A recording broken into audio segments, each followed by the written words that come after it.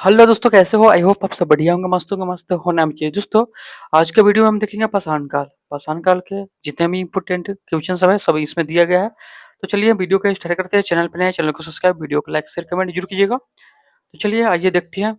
पाषाण काल 3 भागों में बाँटा गया है। कितने भागों में? 3 भागों में पाषाण काल बाँटा गया है। स्टोन एज इसको बोलते हैं, ठीक है? पूरा पाषाण काल, मध्य पाषाण काल और नव पाषाण काल 3 भागों में बाँटा गया है। पूरा पाषाण काल, मध्य पाषाण काल और नव पाषाण काल, ठीक है? इसका जो टाइम पीरियड है 26 लाख से 9000 ईसा पूर्व तक था। और इसका टाइम पीरियड मध्य पाषाण काल का 9000 से 9000 ईसा पूर्व से 4000 ईसा पूर्व, और नव पाषाण काल का है 4000 ईसा पूर्व से 2500 ईसा पूर्व, ठीक है? ये हो गया मध्य पाषाण काल का, ये हो गया नव पाषाण काल का, और ये हो गया पूरा पाषाण काल का टाइम पीरियड, ठीक है? आइए नीचे देखते हैं। निम्न पूरा पाषाण काल का जो टाइम पीरियड है यहाँ पे दिया गया है 26 लाख से 50,000 ईसा पूर्व, और मध्य पूरा पाषाण काल का दिया गया है यहाँ पे 50,000 ईसा पूर्व से 40,000 ईसा पूर्व। उच्च पूरा पाषाण काल का दिया गया है 40,000 ईसा पूर्व से 9,000 ईसा पूर्व, ठीक है? चलिए इसका इंपोर्टेंट क्वेश्चन देखते हैं, ऑनलाइन क्वेश्चन है। चलिए, पाषाण युगीन अनुसंधान आरंभ करने का श्रेय किसे दिया जाता है? पाषाण युगीन अनुसंधान आरंभ करने का श्रेय किसे दिया जाता है? तो रॉबर्ट ब्रूसफुट को, रॉबर्ट ब्रूसफुट को, ठीक है?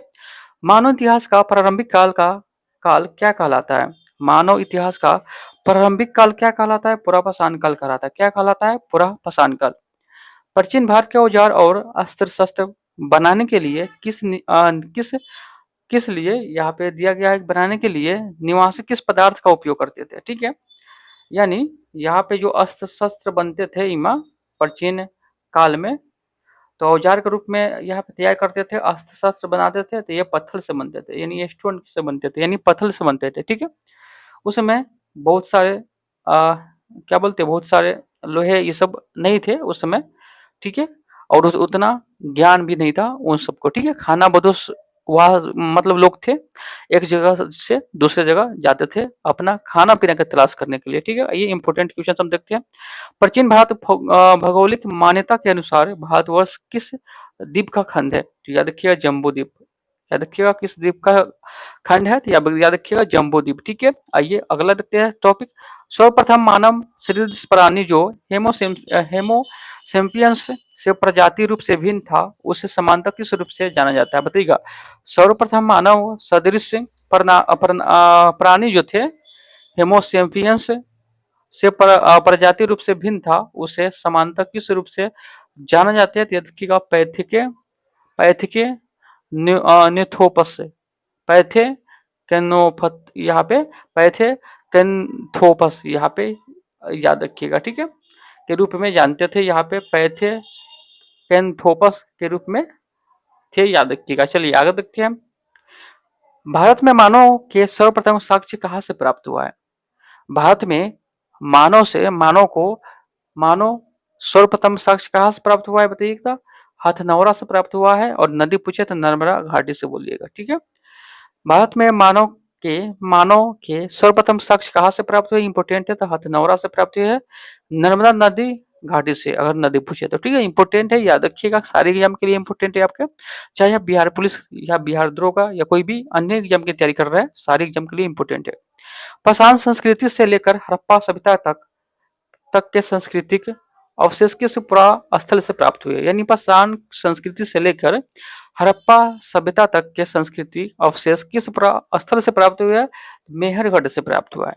मेहरगढ़ से, याद रखिए मेहरगढ़। ज्योति हुए खेत का साक्ष्य किस पुरातात्विक स्थल से प्राप्त हुआ है? तो कालीबंगा से। ज्योति हुए खेत का साक्ष्य कहाँ से प्राप्त हुआ है? कालीबंगा से प्राप्त हुआ है। मनुष्य ने सर्वप्रथम किस धातु का प्रयोग किया? था तांबा का प्रयोग किया। इंपोर्टेंट है, याद रखिएगा। मनुष्य के द्वारा सर्वप्रथम तांबा धातु का प्रयोग किया, और पालतू जानवर की बात करें, कुत्ता को बनाया गया, ठीक है? चलिए आगे देखते हैं। आगे जो है बृहद पाषाण स्मारक की पहचान किस रूप में की गई है? तो मृतकों को दफनाने के स्थान के रूप में की गई है। प्राचीनतम अस्थायी जीवन के प्रमाण कहाँ से प्राप्त हुए? मेहरगढ़ से प्राप्त हुए है। प्राचीनतम अस्थायी जीवन के प्रमाण कहाँ से प्राप्त हुए? मेहरगढ़ से प्राप्त हुए। प्रस्तर युग यानी स्टोन एज के लोग के पास प्रथम घरेलू पशु कौन सा था? घरेलू यानी पालतू भी पूछ सकता है, तो कुत्ता याद रखिएगा। ठीक है, उसी को बोलते पालतू, याद रखिएगा। चलिए कुत्ता था, याद रखिएगा। और अगला है, उत्खनित प्रमाणों के अनुसार पशुपालन का प्रारंभ किस काल से माना जाता है? पशुपालन पशुपालन का जो काल माना जाता है, याद रखिएगा, मध्य पाषाण काल से माना जाता है, मध्य पाषाण काल से। ठीक है, स्टार्ट हुआ मध्य पाषाण काल से, पशुपालन करना आरंभ हुआ था, याद रखिएगा। मध्य पाषाण काल में पशुपालन के प्राचीनतम साक्ष्य कहाँ से मिले हैं? तो पशुपालन का अहमगढ़ से, आदमगढ़ से, याद रखिएगा, आदमगढ़ से, याद रखिएगा। मध्य पाषाण काल में पशुपालन के प्राचीनतम जो साक्ष्य प्राप्त हुए हैं वो आदमगढ़ से प्राप्त हुए हैं। अगला है, मानव द्वारा खदानों की कृषि सर्वप्रथम किस काल में प्रारंभ हुए? तो याद रखिए नवपाषाण में, नवपाषाण काल में ये प्रारंभ हुआ था, याद रखिएगा। मानव द्वारा प्रयोग में लाया जाने वाला प्रथम अनाज कौन सा है? बताइएगा, इंपोर्टेंट काफी है। तो अनाज की बात करें, जौ हो जाएगा। ठीक है, यह आपको पहला अनाज हो गया। और दूसरा अनाज अगर बात करें तो गेहूं हो जाएगा। दूसरा अनाज की बात करें तो गेहूं हो जाएगा, याद रखिएगा। पहला जो प्रयोग किया था, जौ किया था। ठीक है, चालकोलिथिक युग को किस अन्य नाम से जानते हैं? तो याद कि ताम्रपाषाण यानी कॉपर एज के नाम से जानते हैं, ताम्रपाषाण युग के नाम से भी जानते हैं। भारतीय पुरातत्व संरक्षण किस मंत्रालय का संलग्न कार्यक्रम है? क्या है? कार्यालय, मतलब कार्यालय है। तो याद रखिए सांस्कृतिक मंत्रालय, संस्कृति मंत्रालय का है। भारतीय पुरातत्व संरक्षण किस मंत्रालय का संलग्न कार्यकाल है? कार्यालय है, तो याद रखिए संस्कृति मंत्रालय का। ठीक है, आइए देखते हैं उनका साक्ष्य देखते हैं। यहाँ पे दिया गया है ताम्रपाषाण कालीन स्थल। चलिए यहाँ पे दिया गया है आपको कौन सा? तो यहाँ पे आपको तीन दिया गया है, तीन भागों में बांटा गया। यहाँ पे स्थान दिया गया है, यहाँ पे राज्य, यहाँ पे प्राप्त साक्ष्य, यानी क्या चीज उस जगह से प्राप्त हुआ, यह आपको इसमें बताया गया है। चलिए इसको जूम आउट करते हैं और देखते हैं। चलिए सबसे फर्स्ट नंबर जो स्थल है आपके स्क्रीन पे वो है इनामा गांव। क्या है? इनामा गांव जो महाराष्ट्र में है। इनामा गांव कहाँ है? महाराष्ट्र में है। इनामा गांव कहाँ है? महाराष्ट्र में। इनाम जो देते हैं कौन देते हैं? महाराज देते हैं। ऐसे भी याद रख लीजिएगा कि इनाम देते हैं, पुरस्कार देते हैं, कौन देते हैं? तो महाराज देते हैं, यानी महाराष्ट्र। ठीक है, तो ये महाराष्ट्र में है। और इनामा गांव से क्या प्राप्त हुआ है? तो कच्ची मिट्टी के मकान व गोलाकार गड्ढे वाले मकान के साक्ष्य मिले हैं। ठीक है, दहमदाबाद कहाँ है? तो ये भी महाराष्ट्र में है। यहाँ से जो प्राप्त हुए हैं कलश, सावधान तथा कलश को घरों के फर्श के नीचे रखने का प्रमाण मिला है। सबसे बड़ा ताम्रपाषाण स्थल है। ठीक है, याद रखिएगा। अगला है नवदा तोली। यहाँ पे नवदा तोली है 3 नंबर में, ये आपको मध्य प्रदेश में है। यहाँ से जो अवशेष प्राप्त हुए हैं इसका उत्खनन एच डी संकलिया द्वारा किया गया है। चित्रित काले मृद भाट के प्रमाण मिले। यहाँ पे जो मिले हैं, यहाँ पे चित्रित काले मृद भाट। अगर पूछ दिया जाए कि मृद भाट के मृद मतलब होता है मिट्टी और भांड मतलब होता है बर्तन। ठीक है, मृद भांड के प्रमाण में वो कहाँ से मिले हैं? तो नवदा टोली से मिला है। ठीक है, नेवासा कहाँ है? महाराष्ट्र में है। यहाँ से जो साक्ष्य प्राप्त हुआ है पटसन का क्या है? प्रथम साक्ष्य और लाल तल पर काली डिजाइन वाले चाक निर्मित बर्तनों के प्रमाण मिले हैं। ठीक है, चलिए अगला है तमरवती जो राजस्थान में है। यहाँ से क्या हुआ है? यहाँ से जो प्राप्त साक्ष्य है, यहाँ से प्राप्त काले मृद भाग सफेद रेखिक चित्रों से सजे रहते हैं। ठीक है, यहाँ से प्राप्त हुआ है। और नीचे तो दिया गया है नवपाषाण काल शब्द का प्रयोग वर्ष 1865 में सर जॉन लुबाक ने किया। ये भी इंपोर्टेंट है, याद रखिएगा कि नवपाषाण काल का जो शब्द है ये सर्वप्रथम प्रयोग कौन किया था? तो 1865 में किया था। और कौन किया था? सर जॉन लुबाक ने किया था। ठीक है, चलिए आइए देखिएगा। एनसीईआरटी सारे का मतलब होता है 6 से लेके आपको 12 तक यहाँ पे इंपोर्टेंट क्वेश्चन सब दिया गया है। ठीक है, चलिए आगे देखते हैं। आपको स्क्रीन पे है कि भारतीय पुरातात्विक सर्वेक्षण के प्रथम महानिर्देशक कौन है? तो जॉन मार्शल है। आप सबको पता होगा कि भारतीय पुरातात्विक सर्वेक्षण का जो प्रथम महानिर्देशक कौन है? तो जॉन मार्शल है। भारतीय पुरातत्व के जनक किससे कहा जाता है? भारतीय पुरातत्व के जनक किससे बोलते हैं? अलेक्जेंडर कनिंघम को बोलते हैं। काफी इंपोर्टेंट है, याद रखिएगा। भारत के किस आरंभिक पुरापाषाण युग के शिलाश्रय से सर्वाधिक चित्र प्राप्त हुए हैं? तो भीमबेटका से प्राप्त हुए। भीमबेटका कहाँ है? तो मध्य प्रदेश में है। और भीमबेटका जो प्रसिद्ध है अपने शैलचित्र के लिए प्रसिद्ध है, ये मध्य प्रदेश में है, याद रखिएगा। अगला है कुंभ कुंभकारी मिट्टी के बर्तन बनाने की कला के सर्वप्रथम प्रमाण किस युग से प्राप्त हुआ? तो नवपाषाण काल में हुआ था। ठीक है। पेबल उपकरण किस काल से संबंधित है? तो निम्न पुरापाषाण काल से संबंधित है। अगला है तमोवती के नाम से कौन सी संस्कृति प्रसिद्ध है? तो याद रखिएगा आहार संस्कृति। माइक्रोलिथिक औजार किस काल से संबंधित है? तो याद रखिएगा मध्य पाषाण काल से संबंधित है, मध्य पाषाण काल से संबंधित है। आगे देखते हैं बेलन घाटी प्राप्त औजार किस काल से संबंधित है? तो निम्न पुरापाषाण काल से संबंधित है। मानव की अखेटक और खाद्य संग्रह की अवस्था किस काल से जुड़ी है? बताइएगा। मानव की अखेटक और खाद्य संग्रह की अवस्था किस काल मतलब किस काल से जुड़ी है? तो पुरापाषाण काल से ये जुड़ा है। ताम्रपाषाण कालीन संस्कृति में महाराष्ट्र के लोग मृतकों को घर के फर्श के नीचे उत्तर या दक्षिण में रखकर दफनाते थे। यहाँ पे सांस्कृतिक परंपरा था कि ताम्रपाषाण कालीन संस्कृति में क्या होता था कि महाराष्ट्र के लोग मृतकों को यानी मरे हुए व्यक्ति को फर्श के नीचे यानी दक्षिण उत्तर दक्षिण दिशा में रख के क्या करते थे? दफनाते थे। ठीक है, ये आपको याद रखना है। ठीक है, इंपोर्टेंट है, याद रखिएगा। अगला है भारत की दो सर्वाधिक प्राचीन ज्ञात मध्य पाषाण कालीन स्थल कौन से है? तो याद रखिएगा महादा है और सराय नहार राय है। ठीक है। अगला है आधुनिक मानव हेमोसेम्पियंस का क्या है प्रादुर्भाव कब हुआ? प्रादुर्भाव कब हुआ? तो याद रखिएगा उच्च पुरापाषाण काल में। अगला है क्वार्टजाइट पत्थर के स्थान पर जेस्पर चार्ट आदि के पत्थर सर्वप्रथम कब प्रयुक्त हुआ? तो मध्य पुरापाषाण काल में, मध्य पुरापाषाण काल में। ठीक है। अगला है अग्नि का उपयोग करना मानव ने सर्वप्रथम सीखा, काफी इंपोर्टेंट है। अग्नि का उपयोग करना मानव ने सर्वप्रथम कब सीखा? तो नवपाषाण काल में, नवपाषाण काल में। भारत में जीवाश्म का एकमात्र प्रमाण कहाँ से मिला है? शिवालिक पहाड़ी से, शिवालिक पहाड़ी से।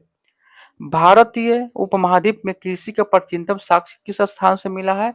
मेहरगढ़ से मिला है, मेहरगढ़ से कृषि का प्रमाण मिला है। कपास के प्राचीनतम मतलब साक्ष्य कहाँ से प्राप्त हुआ है?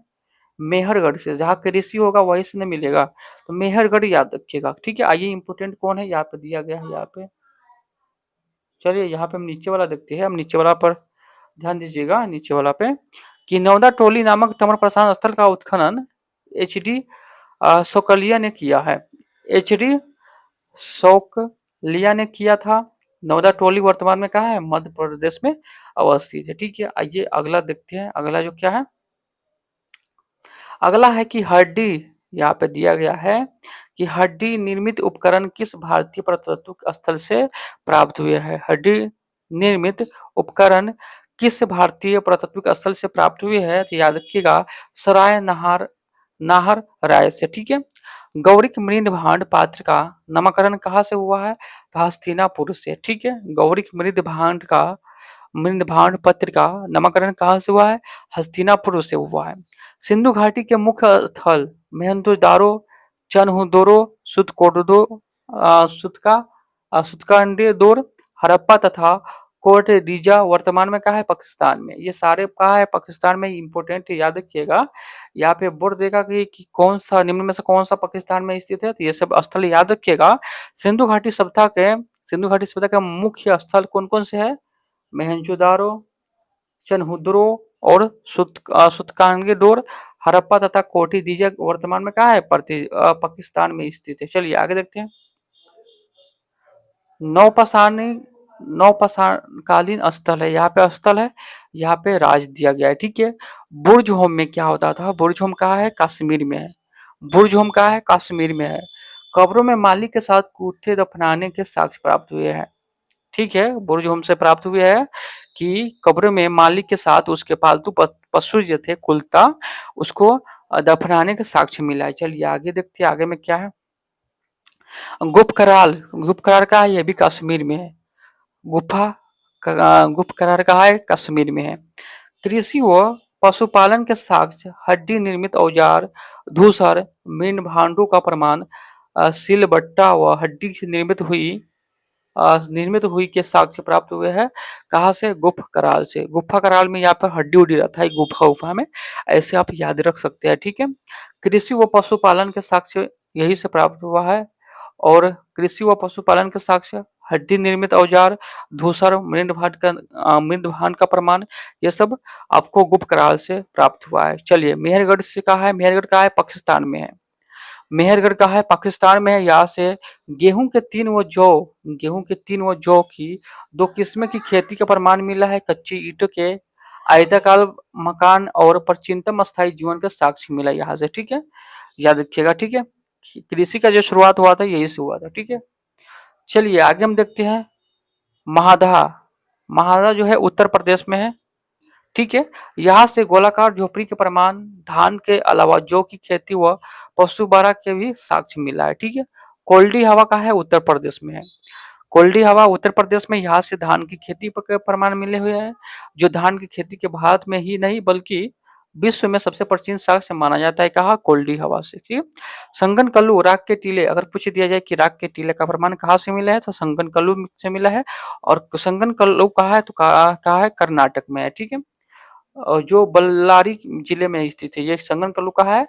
जो बल्लारी जिले में अवस्थित है। चलिए आगे देखते हैं।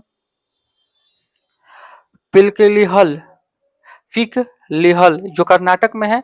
राग के ढेर व निवास स्थल के साक्ष्य प्राप्त हुए, कर्नाटक में है। और अगला है चौपानी मांडो, ये है मधुमक्खी के छत्ते जैसा झोपड़ियों, ज्योमिति यानी ज्योमेतीय आकार के सूक्ष्म पाषाण व हस्त निर्मित मीन भाट के साक्ष्य प्राप्त हुए हैं, ठीक है। ये उत्तर प्रदेश में है। सारू तारू, ये सब इंपोर्टेंट उतना नहीं है। सारू तारू गुवाहाटी के समीप उत्खनन से आदिम कुल्हाड़ी व चित्रित मीन भाट प्राप्त हुए हैं, ठीक है।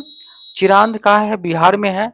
हड्डी के उपकरण प्राप्त हुए जो प्रातः हिरण के संग से निर्मित थे, ठीक है, संगों से, सिंगो जिसको बोलते हैं, सिंगो।